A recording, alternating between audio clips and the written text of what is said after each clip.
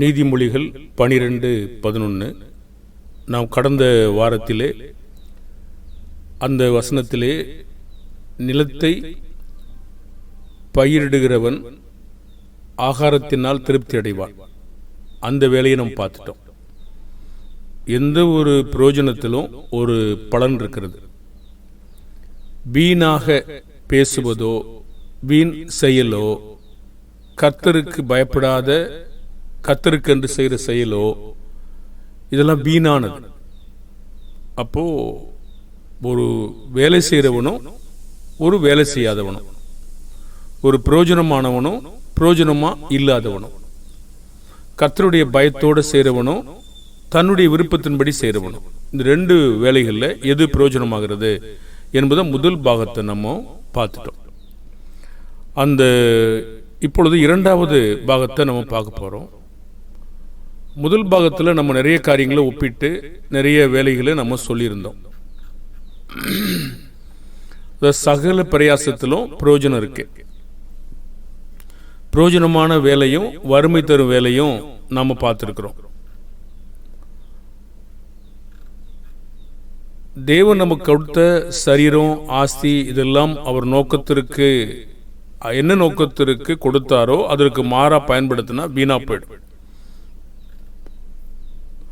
ஒரு பணக்கார விவசாய பார்த்து சொன்னாரு, அவன் சேர்த்து வச்சதுனால மதிகடன் சொன்னார். அவருடைய நோக்கத்தின்படி அது செயல்படலை.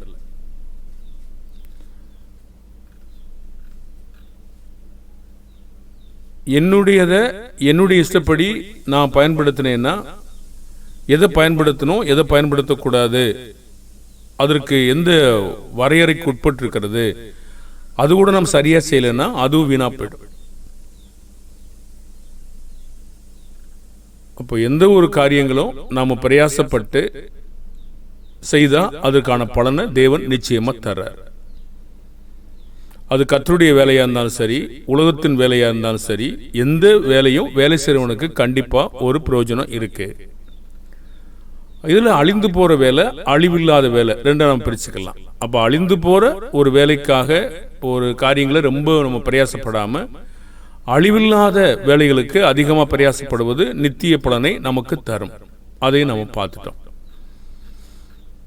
இன்றைய நாளில் நம்ம என்ன பார்க்க போறோம்னா, வீணரை பின்பற்றுகிறவனோ மதியற்றவன்.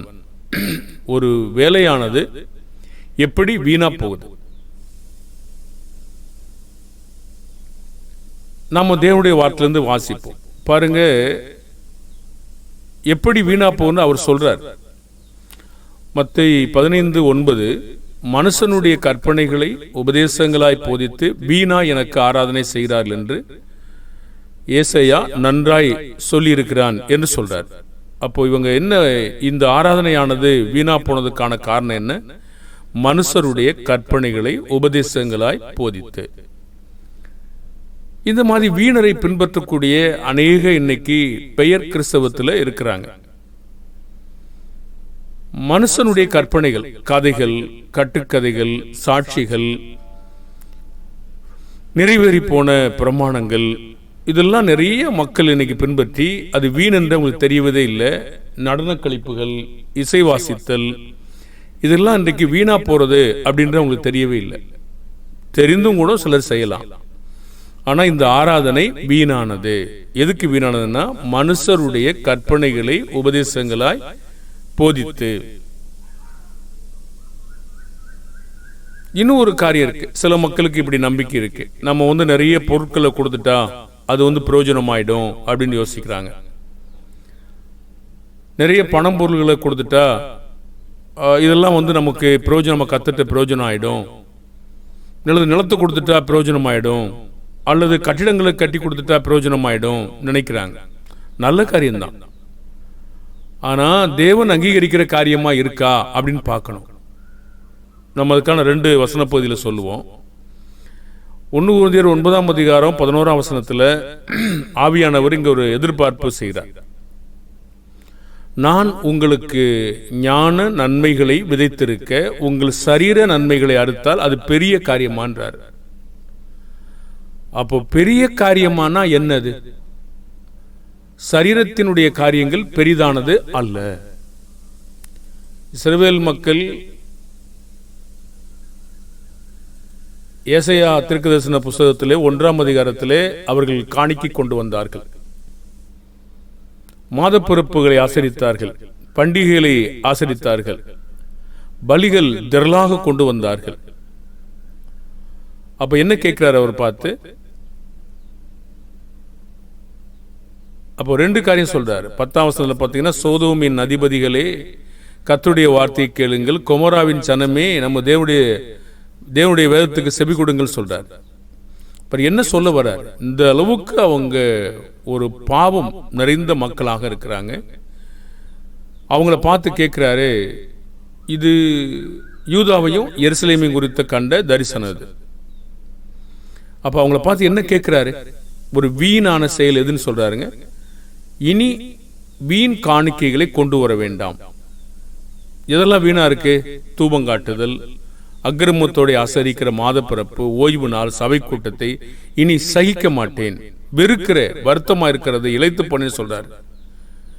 கை விரித்தாலும் கேட்க மாட்டேன்னு சொல்றாரு. இது எப்படி வீணா போனது? அவர் சொல்லுகிற பிரகாரம் செய்யல, கைகளை கழுவல. 6ஆம் வசனத்துல, பொல்லாப்பை கண்களுக்கு விட்டு தீமை செய்தல் விட்டு அவங்க ஓஞ்சிருக்கல, நன்மை செய்ய படிக்கல, நியாயத்தை தேடல, ஒடுக்கப்பட்டவனை ஆதரிக்கல, திக்கற்ற நியாயத்தையும் உதவியும் வழக்கையும் விசாரிக்கல. பாருங்க, மனம் பொருந்தி அவங்க செவி கொடுக்கல. அப்போ இவங்க தேவனுக்கு உண்மையா இருந்த பிள்ளைகள் எப்படி வேசியாய் போயிற்று என்று கேட்கிறார். பிரியமான தேவனுடைய பிள்ளைகளே, இப்படி நாம வீணான செயலை செய்தா, ஞான நன்மையை பொறுத்திருக்க மாம்சத்திற்குரிய காரியங்களை அவங்க செய்தாங்கன்னா அது என்ன பிரயோஜனம்? தேவன் ஏற்றுக்கொள்வான்னு நாம நினைக்கலாம், ஆனா தேவன் ஏற்றுக்கொள்வாரா? இல்லை. நம்ம முதலாவது எதை சுத்திகரிக்கணுமோ அதை சுத்திகரிக்காம விட்டுட்டு மாம்சத்துக்குரிய காரியங்களை செய்வோம் என்றால் நிச்சயமாக அது பிரயோஜனமற்றதாய் போய்விடும், வீணாய் போய்விடும். கலாத்தியர்களை பார்த்து சொன்னார், கலாத்தியர் 3:4, ஆவியினால் ஆரம்பம் பண்ணின நீங்கள் இப்பொழுது மாம்சத்தினால் முடிவு பெறப் போகிறீர்களோ, இத்தனை புத்தியினரா என்று கேட்டார். பாருங்க, அவங்க ஆரம்பம் பண்ணது எங்கே ஸ்டார்ட் பண்ணாங்க, இப்பொழுது திரும்ப அந்த மாம்சத்தின் நியாயப்பிரமாணத்துக்கு சென்றுட்டாங்க. அவரை பார்த்து என்ன சொல்றாரு? புத்தியினரா? அது பிரயோஜனமா வீணாவா? 4ஆம் வசனம், இத்தனை பாடுகளையும் வீணாய் பட்டீர்களோ, அவைகள் வீணாய் போயிட்டோ என்று கேட்கிறார். அப்போ இவ்வளவு ஆரம்பித்த ஒருவர் திரும்ப நியாயப்பிரமாணத்துக்கு செல்லுகிற பொழுது அது என்னாச்சு? வீணா போச்சு. ஏன் வீணா போச்சு? அது நிறைவேறி போனது. இப்படி நாம் எத்தனை பேர் வேலை செய்யாமல் இருக்கிறோம்? நம்முடைய விருப்பத்திற்காக வேலை, இழந்து போன வேலை, வீணாய் போன வேலை, தேவனிடத்திலே பலனில்லாத வேலை. இந்த மாதிரி வீணரான மக்களை பின்பற்றுவங்களுக்கும் என்ன கிடைக்கும்? மதியற்றவன் என்று சொல்றார். அவர் கேட்கிறார், அங்க போதித்த ஒருவர் கேட்கிறாரு, கலாத்தியர் 4:11, நான் உங்களுக்கு பிரயாசப்பட்டது வீணாய் போயிற்றோ என்று உங்களை குறித்து பயந்திருக்கிறேன் சொல்றார். அவ்வளவு பிரயாசங்களும் அவங்க நேர்மையா பட்ட பிற்பாடு ஆவியினால ஆரம்பிச்சுட்டு திரும்ப மாம்சத்துக்கு போனபடினால அது என்ன ஆயிடுது? வீணா போயிடும். அப்போ எந்த ஒரு செயலும் ஒரு தோற்றத்திற்காக, வெளிப்பிரகாரமாக, பொருளோ பணமோ மற்ற காரியங்களோ ஆடைகளோ எதா இருந்தாலும் அது என்ன அர்த்தம் கொடுக்கும்? நமக்கு உள்ளுக்குள்ள இருக்க காரியங்களை விட்டுட்டு வீணான செயலை செஞ்சா மதியற்ற செயலாக தான் அது இருக்கும். ஒரு நல்ல காரியம்தான் பூமிக்குரிய செயலை செய்யறது, ஆனா தேவன் விதித்த கற்பனையின்படி நம்ம செய்யணும். எதை விட்டுட்டு எதை செய்யக்கூடாது, அதையும் சேர்த்து நம்ம வேலை செய்யணும். அப்ப எது வீணானது? இந்த செயலினால் அவர்களுக்கு ஏதாவது கிடைத்ததா? கொலோசையர் 2:19, மாயமான தாழ்மையிலும் தேவ தூதருக்கு செய்யும் ஆராதனையிலும் விருப்பமுற்று காணாதவைகளிலே துணிவாய் நுழைந்து தன் மாம்ச சிந்தையில் இருமாப்பு கொண்டிருக்கிற எவனும் உங்கள் பந்தய பொருளை நீங்கள் இழந்து போகும்படி உங்களை வஞ்சியாதிருக்க பாருங்கள். பாருங்க, வீணாய் இருமாப்பு கொண்டிருந்தா என்ன இழந்து போவோம்? பந்தய பொருள். இது என்ன தாழ்மை? மாயமான தாழ்மை. வெளித்தோற்றத்துல மனுஷருக்கு முன்பாக ஒரு மாயமான தாழ்மை. முழங்கால் போட்டு நீங்க ஜெபிக்கலாம், அல்லது முழங்கால் போட்டு உபவாசம் பண்ணலாம், அல்லது முழங்கால் போட்டு நீங்கள் தேவனை ரொம்ப அடக்கமாக ஆராதனை பண்ணுற மாதிரி மனுஷர் காணும்படி செய்யலாம். இதெல்லாம் மாயமான தாழ்மை, இப்போ வீணான ஒரு காரியம். அப்போது இது மாதிரி மக்கள் கெடுக்க விடக்கூடாது, வீணரை பின்பற்றக்கூடாது. நாம் செய்கிற ஒவ்வொரு செயலும் தேவனுக்கு பிரயோஜனமாக பலனளிக்கிறதா என்று பார்க்கணும். அவரவர் பிரயாசத்திற்கு தேவன் நிச்சயமாக பலன் தருவார். ஒரு எந்த பிரயாசமா இருந்தாலும் பலன் தர்றாரு. பிறகு நீங்க பிரிச்சு பார்க்கும்போது அந்த பிரயாசம் தேவனுக்கென்று வருகிற பொழுது தேவனை சார்ந்த பிரயாசமா, நம்ம சுய விருப்பத்தின்படி பிரயாசமா, அந்த சவுளை போல நாத அபியை போல அந்த மாதிரி சில காரியங்களை பிரிச்சு பார்க்கணும். பிரயாசம் இருக்கலாம், ஆனா வீணா போயிடும். பிரயாசம் இருக்கலாம், கலாத்தியர் போல வீணா போயிடும். பிரயாசம் இருக்கலாம், யூதர்கள் போன வீணான ஆராதனை ஆயிடும். அப்போ நாம அது சரியாக இருக்க வேண்டுமானால், பலன் கொடுக்க வேண்டுமானால் நாம் என்ன செய்ய வேண்டுமோ அதை சரியாக செய்யணும். ரோமர் 2ஆம் அதிகாரம் 7-8, சோர்ந்து போகாமல் நற்கிரியைகளை செய்து மகிமையும் கனத்தையும் அழியாமையும் தேடுகிறவர்களுக்கு நித்திய ஜீவனை அளிப்பார். நாம் செய்கிற அந்த செயல் அழியாத ஒரு செயலா இருக்கிறதா, அழிந்து போற செயலா? ஒருவருக்கு உதவி செய்ய விரும்புகிறார், ஆனால் அவர் தன்னுடைய பாவத்தை சுத்திகரிக்க விரும்பவில்லை. கொடிய ஒரு அழுக்கான பாவத்தில் இருக்கிறார்.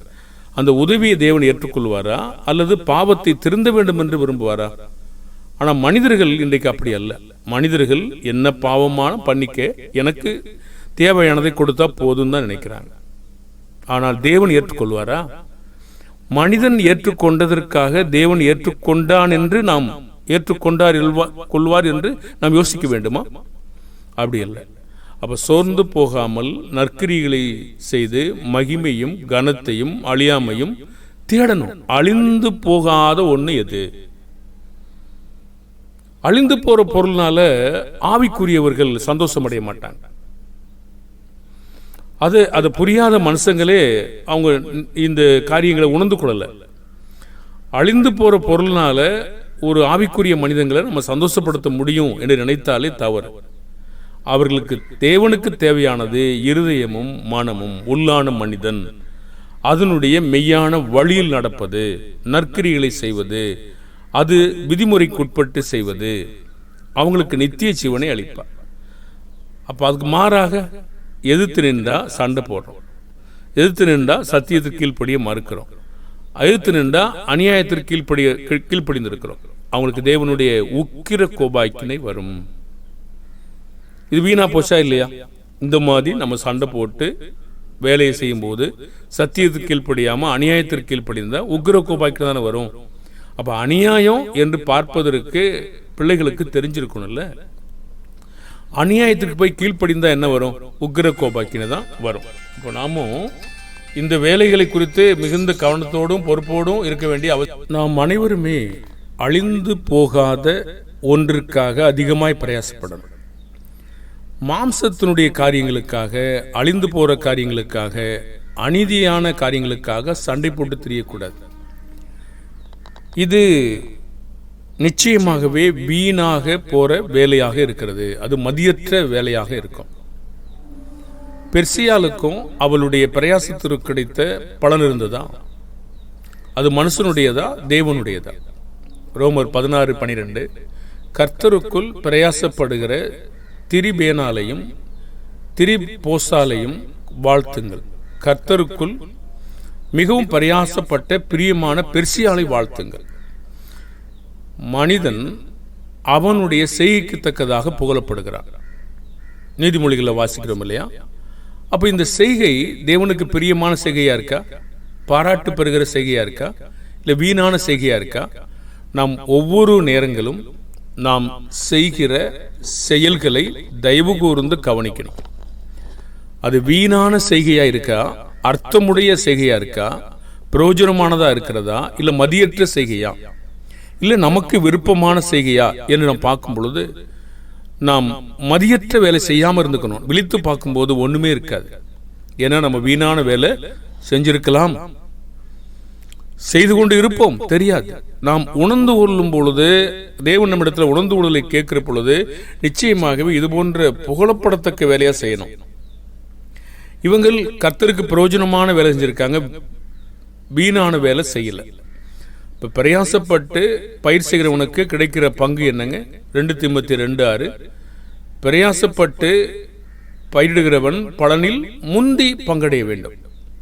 சரி, அப்ப பிரயாசப்பட்டு பயிர் செய்கிற பொழுது நீங்க எந்த வேலையா இருந்தாலும் சரி, நீங்க எந்த வேலையை முனைப்போடு செய்றீங்களோ அதுல உங்களுக்கு கண்டிப்பா பலன் உண்டு. ஆவிக்குரிய பலனாகவும் இருக்கட்டும், பூமிக்குரிய பலனாகவும் இருக்கட்டும். ஆனா பூமிக்குரிய பலனை எதிர்பார்த்து நாம செய்யல அப்படிங்கிறதுல நம்ம தெளிவா இருக்கோம். அப்போ ஆவிக்குரிய பலன் நமக்கு நிச்சயமாகவே இருக்கும். அதற்காக நம்ம தேவனுக்கு நன்றியோடு இருக்கணும். தேவன் நம்மை ஆசீர்வதிக்கிறவராகவும் இருக்கிறார். அப்போ எந்த ஒரு பிரயாசத்திலும் கருத்து தாங்க, பலன் கண்டிப்பா கிடைக்குது. ஆனா அதே நேரங்களில் ஒரு சின்ன சின்ன வேலை, இங்க உலக வேலையா இருந்தாலும் சரி, எந்த வேலையா இருந்தாலும் சரி, எதா இருந்தாலும் சரி, எந்த வேலையிலும் பலன் இருக்கா இல்லையா? அழிந்து போற பலனா இருக்கலாம், அழிந்து போகாத பலனா இருக்கலாம், கண்டிப்பா இருக்கும். வெறும் பேச்சு வறுமையை உண்டாக்கும். அடுத்த கட்டத்துக்கு போறோம். தேவனுக்கான நம்ம வேலை செய்யற நாமும் அந்த வேலையினுடைய பலன் இருக்கா, வீணா போற வேலையா இருக்கா, இழந்து போன வேலையா? அப்போ பிரயாசப்படுகிறவனுக்கு பலனாக ஆவிக்குரிய நம்பிக்கை அவனுக்கு எதை கொண்டு வருகிறது? அவன் பிரயாசப்படுகிறவன் அவனுக்கு கிடைக்கிறது, எந்த ஒரு செயலும் கிடைக்கிறது. இப்போ மனிதனின் மதிப்பை விட தேவனிடத்தில் வருகிற புகழ்ச்சியை நாம் விரும்ப வேண்டும். மனிதன் ஒரு காணக்கூடியதை மதிக்கிறான். பாருங்கள், மனிதன் காணக்கூடியதை குறித்து உங்களுக்கு மதிக்கிற பொழுது புகழ்வான் என்றால் நீங்கள் கவனமாக இருங்கள். நீங்கள் ஆவிக்குரிய காரியங்கள் ஒழுங்கா இருந்தால் சரி. ஆனால் ஆவிக்குரிய காரியங்களில் எல்லாம் நாம் விட்டுவிட்டு பூமிக்குரிய காரியங்களில் இஸ்ரவேல் மக்களைப் போல இருப்போம் என்றால் தோற்றம் தேவனுக்கு முக்கியமானது அல்ல, வெளித்தோற்றம் முக்கியமானது அல்ல. எல்லா நேரங்களும் அப்படி அல்ல. விரும்பக்கூடிய தேவன் விரும்பக்கூடிய செயல் ஒன்று பாருங்க. இங்க ஒரு விருத்த சேதனம், பூமிக்குரிய சர்க்கம்சேஷன், ஆவிக்குரிய விருத்த சேதனம். அப்ப பூமிக்குரிய ஒரு யூதர்கள் இந்த புறம்பான விருத்த சேதனத்தை குறித்து மேன்மை பாராட்டி கொண்டிருக்கிறார்கள். அங்கு புறஜாதிகள் இருக்கிறார், விருத்த சேதனமே செய்யல, ஆனா காரியங்களை நிறைவேற்றுகிறான் யூதனை விட மேன்மையாக. கர்த்தர் யாரை புகழ்வார்? அந்த புறஜாதினை தான் புகழுகிறார், சந்தேகம் இல்லாமல். பாருங்கள், ரோமர் 2:28, ஆதலால் புறம்பாக யூதனானவன் யூதன் அல்ல, புறம்பாக மாம்சத்தில் செய்யப்படும் விருத்தசேதனம் அல்ல. உள்ளத்திலே யூதனானவனே யூதன், எழுத்தின்படி உண்டாகாமல் ஆவியின்படி இருதயத்தில் உண்டாகும் விருத்தசேதனமே விருத்தசேதனம். இப்படிப்பட்டவனுக்குரிய புகழ்ச்சி மனுஷராலே அல்ல, தேவனாலே உண்டாயிருக்கிறது. மனிதன் பாராட்டு பெறுவதும், மனிதன் நம்மை புகழ்வதும், மனிதன் நமக்கு நன்றி சொல்லுவதும் எவ்வளவு முக்கியம் நமக்கு. நீங்க பிடிச்சிருந்தா நன்றி சொல்லுவீங்க, பிடிக்கலைன்னா சொல்ல மாட்டீங்க. அப்போ அவங்க எப்பவும் பிடிச்சதான் சொல்லிட்டே இருக்காங்க. ஆனா நமக்கு என்ன ஏற்றுக்கொள்ள விருப்பமா இருக்கோ அதுக்கு நம்ம நன்றி சொல்றோம். நமக்கு ஏற்றுக்கொள்ள எது விருப்பமா இல்லையோ அதுக்கு நம்ம நன்றி சொல்றது இல்லை. அப்போ மனிதனுடைய புகழ்ச்சியை நம்ம விரும்பலாமா? மனிதனுடைய பாராட்டு நமக்கு முக்கியமா? பாருங்க, தேவனுடைய பிள்ளைகள் மனிதனுடைய பாராட்டை பொருட்டாக எடுத்துக்கொள்ள மாட்டார்கள். ஒருவேளை பாராட்டினா பாராட்டட்டும், நன்றி சொல்லிட்டு விட்டுலாம். ஆனால் தேவனுடைய பிள்ளைகள் மனிதனுடைய புகழ்ச்சியோ மனிதனுடைய பாராட்டையோ எதிர்பார்த்து அவர்கள் வேலை செய்வது கிடையாது. பாருங்கள், அப்படி இந்த மாயஜாலம் பண்றவங்களை பார்த்தீங்கன்னா கைதட்டுங்க, அந்த மேடையில் பாடுறவங்களை பாருங்க கைத்தட்டு சொல்றாங்க. கைத்தட்டுங்கிறது தேவனுக்காக சொல்லவங்க, அவங்களுக்கு கைத்தட்டணுமா? பிள்ளைகளை பாருங்க கைத்தட்டுங்க, உற்சாகம் அடைவாங்க. பாருங்க, இது மாதிரி ஒரு மனுஷங்க விரும்புகிற மக்களாக இருப்பாங்களா? அவங்க எவ்வளோ வளர்ந்துருக்காங்க பாருங்க. நம்ம கைத்தட்டுகளும் மாலை போடுதலும் நம்ம புகழுவதும் பாராட்டுவதும் நமக்கு ரொம்ப முக்கியமா? இயேசு அப்படிதான் எல்லாரும் பாராட்டிட்டு இருந்தாங்களா? அதான் அவர் கேட்டுக்கிட்டு இருந்தாரா? அதுக்கு தான் பதில் சொல்லி ஆமாமாண்டாரா? நல்ல பதில் சொல்லுவார் பாருங்க. மனிதன் நினைப்பதற்கு எதிர்மாறாக இருக்கும் பாருங்க. அப்படியானால் ஒரு வீணான வேலை எதுன்னு கேட்டீங்கன்னா, ஒரு புறம்பான ஒரு யூதன் மாம்சத்தில் செய்யப்படும் வேலை, அவன் தேவனுக்கு கீழ்ப்படியாத வேலையானது வீணா போச்சு பாருங்க. அதனுடைய அர்த்தத்தில் தேவனுக்கு கீழ்ப்படிதலோடு விசுவாசத்தோடு சில வேலைகளை செய்கிற பொழுது, அவன் தேவனுடைய கட்டளை கீழ்ப்படுகிற பொழுது அது நீதியாக தான் இருந்துச்சு. ஆனா அதையும் மேன்மை என்ன ஆகும் பாருங்க, அதையே மேன்மையா எண்ணும் போது என்ன ஆயிடும், அது பிரயோஜனம் இல்லாமல் போயிடும். அப்போ வீணான வேலை அது. அப்போ புறம்பான காரியங்கள்லயே நம்ம மேன்மை பாராட்டிட்டே தெரிஞ்சா அது என்ன ஆகும், வீணான வேலையா போயிடும். தேவனால் வருகிற புகழ்ச்சி இல்லை. மனிதனால் வரும் மதிப்பை நாம் வெறுக்க வேண்டும். ஏன் மனுஷனுடைய அந்த பாராட்டுகளையும் மகிமையும் ஏற்றுக்கொள்ள மறுத்தாரு? யோவான் 5:41, நான் மனுஷரால் மகிமையை ஏற்றுக்கொள்ளுகிறது இல்லை. நமக்காக தான் சொல்றார். மனுஷனால் மகிமையை நம்ம ஏற்றுக்கொள்ளும் போது அது வீணாக போகுமா, இழந்து போகுமா? பாருங்க, யோவான் 5:44, தேவனாலே மாத்திரம் வருகிற மகிமையை தேடாமல் ஒருவரால் ஒருவர் மகிமையை ஏற்றுக்கொள்ளுகிற நீங்கள் எப்படி விசுவாசிப்பீர்கள்? பாருங்கள், மனிதனை புகழ்ந்துகிட்டு இருக்கும்போது தேவனை எப்படி விசுவாசிக்க முடியும்னு கேட்கிறாரு. வீணா போச்சா? நம்ம யாரை சார்ந்துட்டோம்? மனிதன். நீங்க என்னை பாராட்டுறீங்கன்னா உங்களை பாராட்டுறேன். நம்ம 2 பேருமே தவறு செய்யறோம். நம்ம 2 பேருமே தவறான டாக்டரிங்ல இருக்கிறோம். நம்ம 2 பேருமே தவறான போதனையில் இருக்கிறோம். ஆனால் 2 பேருமே பாராட்டிக்கிறோம். யாரை நம்ம விசுவாசிக்கல? தேவனை விசுவாசிக்கல. அப்படியானா மனிதன் தவறுகளை குறித்து சுட்டி காட்டும் போது எடுத்துக்கொண்டாதான் பிரயோஜனமான வேலையாகும். இல்லைன்னா வீணா போன வேலையா இருக்கும். ஒருவன் ஏன் சொந்தமா பேசுறான்? ஏன் அவன் உண்மை இல்லாம இருக்கிறான்? யோவான் 7:18, சுயமாய் பேசுகிறவன் சுய மகிமையை தேடுகிறான். அப்ப யாரெல்லாம் சொந்தமான ஒரு பேச்சுக்களையும் சொந்தமான காரியங்களையும் சொல்ல விரும்புறாங்களோ, கர்த்தருடைய வேதத்திலிருந்து சொந்தமா பேசுவதற்கு முயற்சி பண்ணாங்கன்னா அவங்க சொந்த மகிமையை தேடுறாங்க. ஆனா யார் உண்மையா இருக்கிறாங்க? அனுப்பினவரின் மகிமையை தேடுகிறவனோ உண்மையிலவனா இருக்கிறான், அவனிடத்தில் அநீதி இல்லை. அவன் யாருக்காக படணும்? யார் சீசர்கள், அப்போஸ்தலர்கள் இயேசு அனுப்பினார், அவருக்காகவே அவர் தேடிக்கொண்டிருந்தார். அநீதி இல்லை. ஏன் இயேசு அவருக்கு மகிமையை தேடுகிறது இல்லை? யோவான் 8:50, நான் எனக்கு மகிமையை தேடுகிறதில்லை, அதை தேடி நியாயந்திருக்கிறவர் ஒருவர் இருக்கிறார். அது அவருடைய வேலை இல்லைன்னு சொல்றார். மகிமையை நான் தேடல, அதை தேடி நியாயந்திருக்கிறவர் ஒருவர் இருக்கிறார் சொல்லிட்டார். அப்போ அதிகாரிகள் சில நேரங்களில் விசுவாசம் வைத்தாங்க. ஆனாலும் அவங்க மனுஷரால் வருகிற மகிமையை விரும்பிட்டு வீணா போனாங்க. பாருங்க, நம்ம செய்யற வேலையானது வீணா போகுதா? இன்றைக்கு கூட மனுஷங்க பயப்படுறாங்களா? இன்னும் பயப்படுறாங்க. சும்மா மனுஷனுடைய சிநேகம் வெறுமையா வேணும்னு நினைக்கிறாங்க. இவனுடைய தயவு எனக்கு வேணும், இவனுடைய சிநேகம் எனக்கு வேணும், இவனுடைய சிநேகம் வேணும். அதெல்லாம் காட்டிலும் புத்திமான்கள் தேவனுடைய சிநேகம் எனக்கு முதன்மையா இருக்கும் பொழுது இதெல்லாம் தானா தேவன் தர்றார். நான் அவங்களோட தேவன் சொன்னபடி ஒத்து போறேன். தேவனுக்கு விரோதம் இல்லாத செயல ஒத்து போறேன். பாருங்க, இன்னைக்கு மனிதனுக்காக பயம் இருக்கு அவங்களுக்கு. யோவான் 12:42-43, ஆகிலும் அதிகாரிகளிலும் அநேகர் அவரிடத்தில் விசுவாசம் வைத்தார்கள். அப்படி இருந்தும் ஜெபாலயத்துக்கு புறம்பாக்கப்படாதபடிக்கு பரிசேயர் நிமித்தம் அதை அறிக்கை பண்ணாதிருந்தார்கள். அப்ப அவங்க யாருக்காக பயந்தாங்க? ஜெபாலயத்தில் புறம்பாக்கிடக்கூடாது, ஐயோ நான் இங்கிருந்து வெளியே வந்துடக்கூடாது, அது எனக்கு அது ஒரு விதமான வேலை, நான் அவங்களோடயே இருக்கிறேன், இப்படி நம்ம யோசிக்கிறோம் இல்லையா? ஆனா நம்ம தேவனால் வருகிற மகிமையிலும் மனுஷரால் வருகிற மகிமையை அதிகமா விரும்பி இருக்கிறோம். சில மக்கள் அவங்களுடைய ஆதிக்கத்தை விட்டுட்டு வரமாட்டாங்க, வீணா போய். பாருங்க, யூதர்கள் இப்படித்தான் இருந்தாங்க, பரிசேயர் வேதபாரகர் இப்படித்தான் இருந்தாங்க. அங்கே எனக்கு கீழ்ப்படுகிற சில மக்கள் இருக்கலாம், என்னுடைய அதிகாரத்தை செலுத்த அங்கே வாய்ப்பு இருக்கலாம். ஆனா அதை விட்டுட்டு இயேசுகிட்ட வந்தாங்கன்னா இயேசு அவங்களுடைய எல்லா பாவத்தையும் வெளியே கொண்டு வந்துருவார். பயம். 12 மனுஷ பயம். 12:43, அவர்கள் தேவனால் வருகிற மகிமையிலும் மனுஷரால் வருகிற மகிமையை அதிகமாய் விரும்பினார்கள்.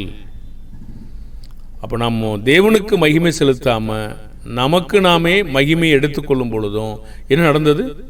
அப்போஸ்தலர் 12:21-24 வரைக்கும், அவன் தேவனுக்கு மகிமையை செலுத்தாதபடியினால் உடனே கர்த்தருடைய தூதன் அவனை அடித்தான், அவன் புழுப்புழுத்து இறந்தான் என்று சொல்லுது.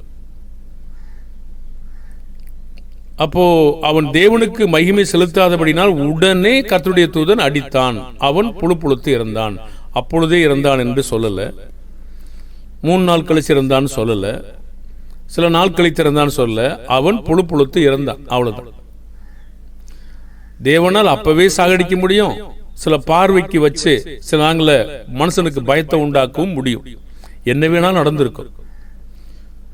எப்போதுமே மனிதன் சொல்லுவதை நம்ம கேட்கக்கூடாது. என்ன வேணா நடந்திருக்கலாம், நமக்கு தெரியாது. அப்போ என்ன நடந்தது என்று அறுதியிட்டு நாம் சொல்லுவது என்பது நம்முடைய என்னை மனிதன் மகிமைப்படுத்த வேண்டும் என்று நான் நினைக்கிறேன். நான் ஒரு புதிய கருத்தை கண்டுபிடிச்சிட்டேன், புதிய ஒரு எங்கேயிருந்து மனசு எழுதின புஸ்தகத்திலேருந்து கண்டுபிடிச்சிட்டேன், அதை நான் சொல்ல போறேன், இப்படிங்கிறது எனக்கு என்ன எண்ணம்? அது அந்த எண்ணமே என்னை உயர்வாக, என்னை மனிதனுக்கு முன்பாக உயர்வாய் கொண்டு செல்வதற்கு என்ன யோசிக்கிறது. அது வீண் சொல்றார்.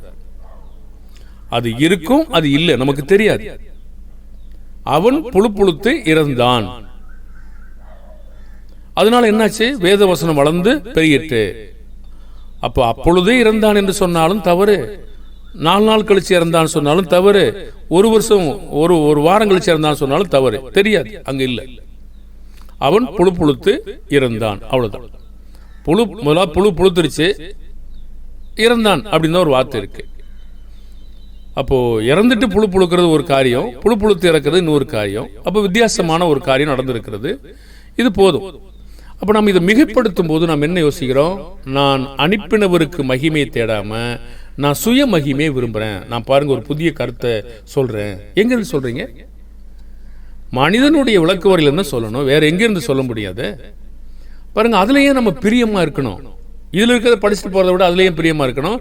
அநேக மக்கள் இப்படி இருக்கிறாங்க. பாருங்க, ஒருவேளை அது நான் சொல்லுவதனால உங்களுக்கு எரிச்சல் வரலாம், அதுக்கு எனக்கு கவலை இல்லை. மனிதனுடைய சில வேலைகளை குறித்து நாம் உறுதியாக சொல்ல முடியாது, இப்படி இருந்திருக்கலாம், அவ்வளவுதான். சரி, நம்முடைய கேள்விக்கான வருவோம். அப்போ இது வீணா போனதாக எப்படி போனது என்றால், நாம் தேவனுக்கு செலுத்தாத போது என்னுடைய வேலையானது வீணா போச்சு. அப்போஸ்தலர் நடபடிகள் 10ஆம் அதிகாரம் 24 26 பேதுரு தன்னுடைய வேலை வீணா போகாதபடி எப்படி பாதுகாத்து கொண்டாரு? மறுநாளிலே செசரியா பட்டணத்தில் பிரவேசித்தார்கள். கொர்நேலியு தன் உறவின் முறையாரையும் தன்னுடைய விசேஷித்த சிநேகிதரையும் கூட வரவழைத்து அவர்களுக்காக காத்திருந்தான். பேதுரு உள்ளே பிரவேசிக்கிற பொழுது கொர்நேலியு அவனுக்கு எதிர்கொண்டு போய் அவன் பாதத்தில் விழுந்து பணிந்து கொண்டான். பேதுரு அவனை தூக்கி எடுத்து, எழுந்திரு, நானும் ஒரு மனுஷன் தான் சொன்னார். அவருடைய வேலை வீணா போகாம பார்த்துக்கிட்டாரா? பார்த்துக்கிட்டார்.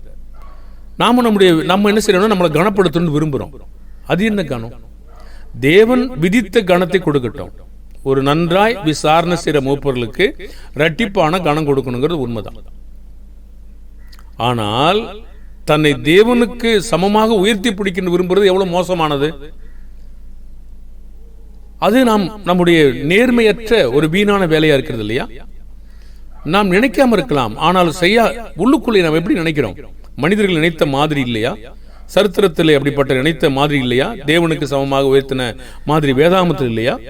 இது போன்ற மனிதர்கள் இன்றும் உயர்த்தி கொண்டிருக்கிறார்கள். பாருங்கள், அப்படிப்பட்ட காரியங்களே நாம் பேதுருவை போல ஒரு வீணான வேலை செய்யாதபடி நானும் மனுஷன் தான் சொல்லணும். எத்தனை பேர் நானும் மனுஷன் தான் வெளிப்படையா சொல்றோம்? சொல்லல. அவன் பாட்டில் இருக்கட்டும், அவன் செய்யட்டும். அது செய்யறது தடுத்தா ஒருவேளை அவன் எனக்கு கணத்தை செலுத்தாம போடுவான், அவன் செய்யட்டும். பாருங்க, அது எனக்குள்ள இருக்கக்கூடிய எண்ணங்கள் என்ன? நல்லது மாதிரி அவன் நற்கிரியை செய்யறான், நற்கிரியை செய்யும் போது வேற மாதிரி நினைச்சு செய்யறான், அதை நான் உற்சாகப்படுத்துறேன். என்ன நடக்கும்? வீணா போச்சு. சரி, இப்போ அப்போஸ்தலர் நடபடிகள் 14 15 வரைக்கும் இவங்க தேவனுடைய அதிகாரத்துல சில அடையாளங்கள் அற்புதங்களை செய்து வேலை செஞ்சாங்க. அப்ப என்ன வந்தாங்க? அவங்களுக்கு ஒரு பேர் வச்சுக்கிட்டாங்க. 12ஆம் வசனத்துல பர்னபாவுக்கு ஒரு பேரு, பவுலுக்கு ஒரு பேரு. இவங்க பேர்லாம் நமக்கு என்ன யூஸ் ஆகுது? இவங்களுடைய வார்த்தையும் இவங்களுடைய வார்த்தையின் பொழிவும் நமக்கு என்னத்துக்கு உபயோகமாகும்? மனிதர்கள் பேர் வைத்து நமக்கு என்ன ஆகும்? பாருங்க, அவங்க என்ன செஞ்சாங்க பாருங்க. 14ஆம் அதிகாரம் 13ஆம் வசனத்துல, அல்லாமலும் பட்டணத்து முன்னே இருந்த யூபித்தருடைய கோவில் பூசாரி எருதுகளையும் பூமாலைகளையும் வாசலண்டைகளை கொண்டு வந்து ஜனங்களோட கூட அவங்களுக்கு பலியிட மனதாயிருந்தார்கள். அவங்க என்ன செஞ்சாங்க? இப்போ தங்களுடைய வேலை வீணா போகாதபடி என்ன செஞ்சாங்க? அவங்க கேட்ட பொழுது வஸ்திரங்களை கிழித்து கொண்டு கூட்டத்துக்குள்ள ஓடி உரத்த சத்தமா, மனுஷரே ஏன் இப்படி செய்றீங்க? நாங்கள் உங்களை போட பாடுள்ள மனுஷன் தானே. நீங்கள் வீணான தேவர்களை விட்டு வானத்தையும் பூமியும் சமுத்திரத்தையும் அவருள்ள யாவற்றையும் உண்டாக்கின ஜீவனுள்ள தேவனத்துக்கு திரும்புங்கன்னு சொன்னாங்க. அவங்க திரும்பினாங்களா? அங்கிட்ட போட்டு பவுலை அடிச்சு நொறுக்குனாங்களா? மனிதங்களுக்கு புரியாது. மனிதனுடைய புகழ்ச்சி நாம் விரும்புவோம் என்றால் தேவனை விசுவாசிக்க முடியாது. தேவன் கட்டளையிட்ட பிரகாரம் தேவனுடைய மனிதர்களை மதிக்க கற்றுக்கொள்ள வேண்டும். தேவனுடைய கட்டளைக்கு மிஞ்சி மனிதனை மிகைப்படுத்தி அவனை புகழும் பொழுதும் அவனுக்கான அந்த வேலைகளை செய்யும் பொழுதும் நாம் அதை ஏற்றுக்கொள்ள நாம் மறுக்க வேண்டும். அதாவது நமக்கு தேவனுக்கு சமமான ஒரு புகழ்ச்சியை கொடுக்கிற பொழுது நாமும் அவைகளை நிராகரிக்க வேண்டும், நாம் ஏற்றுக்கொள்ளக்கூடாது. அப்போ வீணான வேலை செய்வதை நாம் வெறுக்கிற பிள்ளைகளாக இருக்கணும். அப்போ வீணான வேலையினால என்ன பிரயோஜனம் இருக்குங்க? நிலத்தை பயிரிடுகிறவன் ஆகாரத்தினால் திருப்தி அடைவான், வீணரை பின்பற்றுகிறவனோ மதியற்றவன். அப்போ இந்த மாதிரி மனுஷருடைய கற்பனைகளை பின்பற்றுவங்க, மனுஷ புகழ்ச்சியை விரும்புகிறவங்க, சுய விளக்கங்களை கொடுக்கிறவங்க, கட்டுரைகளை கதைகளையும் படித்து மனுஷனுக்கு இன்ட்ரெஸ்டிங்காக கொடுக்க விரும்புகிறவங்க, அடுத்து சாட்சிகளை சொல்கிறவங்க, நியாயப்பிரமாணங்களை பின்பற்றுறவங்க, இசை வாசிக்கிறவங்க, வீணரை பின்பற்றுகிற அந்த மக்கள் எல்லாம் மதியற்றவன் என்று கர்த்தர் சொல்றார். பாருங்க, தேவன் ஏற்றுக்கொள்ளாத வேலை. அப்போ மதி இல்லையா? இருக்கா? இருதயம் இருக்கா? இல்லையா? இல்லை. அப்போ இல்லாத வேலையை நாம் ஏன் செய்து கொண்டிருக்கணும்? பாருங்க, அப்போ இல்லாத வேலையை நான் செய்து கொண்டு பெருமை பாராட்டுவேனால் நான் சத்தியத்துக்கு விரோதமாக சண்டைக்காரராக இருந்து நான் கீழ்ப்படியாம அநியாயத்துக்கு கீழ்ப்படிந்துகிட்டு இருக்கேன். எனக்கு என்ன வரும்? உக்கிரக கோபாக்கினை வரும். நானா இருந்தாலும் வரும், நீங்களா இருந்தாலும் வரும். யாரா இருந்தாலும் நாம் உணர்ந்து கொள்ளாத வரைக்கும் கொஞ்சம் தப்பிச்சுக்கலாம். ஆனால் உணர்ந்து கொண்ட பிற்பாடு நாம் அதை சரியாய் செய்யாது நிறைவேற்றாத பொழுது கண்டிப்பாக உக்கிர கோபாக்கினை வரும். இது உங்களுக்கு ரொம்ப பிடிக்குதா? எனக்கு உங்களுக்கு பிடிக்குதா? ஆசீர்வாதம் தான் கேட்க விரும்புகிறோம். இந்த மாதிரி கோபாக்கினை வரும், இந்த மாதிரி சாபம் வரும் சொன்னா பிடிக்குதா? ஏன் இது மட்டும் பிடிக்க மாட்டேங்குது? நாம சரியா நிறைவேற்றலைன்னா நமக்கு வருங்கிறத ஏன் நம்ம நம்ப மாட்டோம்? மனிதனுக்கு பாருங்க, எப்பவுமே இந்த ஆசீர்வாதம் தான் தேவைப்படுது. ஓ, கர்த்தர் உங்களை ஆசீர்வதிப்பார். பாவமா இருக்கும்போது ஆசீர்வதிப்பாரா? சண்டை போடும்போது ஆசீர்வதிப்பாரா? வீணான போக வேலை செய்யும் போது ஆசீர்வதிப்பாரா? மாயமான தாழ்மை இருக்கும்போது ஆசீர்வதிப்பாரா? அப்படி சொல்ற பிரசங்கியாரே உங்களை வீணாக்குறானே. பாருங்க, அப்படிப்பட்ட பிரசங்கியாரை நம்புகிறவரும் வீணா போறீங்க.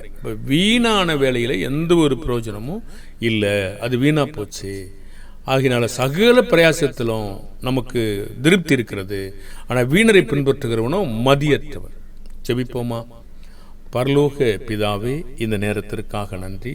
முற்பாகத்தில் நாங்கள் நிலத்தை பயிரிடுகிறவன் ஆகாரத்தினால் திருப்தியாவான், வீணரை பின்பற்றுகிறவனோ மதியற்றவன். பிதாவே, இன்றைக்கு மனிதர்கள் கட்டுக்கதைகளை சொல்லுகிறார்கள், சாட்சிகளை சொல்லுகிறார்கள். இஸ்ரவேலர்கள் வீணான ஆராதனை செய்கிறார்கள். பூமிக்குரிய காணிக்கைகளும் பலிகளும் தேவனை சந்தோஷப்படுத்தும் என்று வீண் காணிக்கைகளை கொண்டு வருகிறார்கள். ஞான நன்மைகளை விதைத்தால் சரீர நன்மைகளை கொடுக்கிறார்கள். பிதாவே, பெரிய காரியம் என்று நினைக்கிறார்கள். ஆனால் பிதாவே, நீர் சொல்லுகிறீர் அது வீணாய் போனது. பிதாவே, ஆவியினால் ஆரம்பம் பண்ணினவர்கள் மாம்சத்தினாலே முடிவு பெற போகிற காரியங்களை செய்கிறார்கள், அது வீணாய் போனது. வீணரை பின்பற்றுகிறவன் மதியற்றவன். பிதாவே, இப்படி நாங்கள் இல்லாமல் விழித்துக் கொள்ள எங்களுக்கு உதவி செய்யும்படியாய் வேண்டிக் கொள்கிறோம். பயந்திருக்க உதவி செய்யும், எங்களை தாழ்த்த உதவி செய்யும், கவனித்து பார்க்க உதவி செய்யும், உணர்ந்து கொள்ள உதவி செய்யும், நாங்கள் விழிப்பாயிருக்க உதவி செய்யும், நெத்திரிலிருந்து எழுந்திருக்க உதவி செய்யும். நீரே எங்களை காப்பாற்றும். இயேசுவின் நாமத்தில் செபிக்கிறோம் நல்ல பிதாவே, ஆமென்.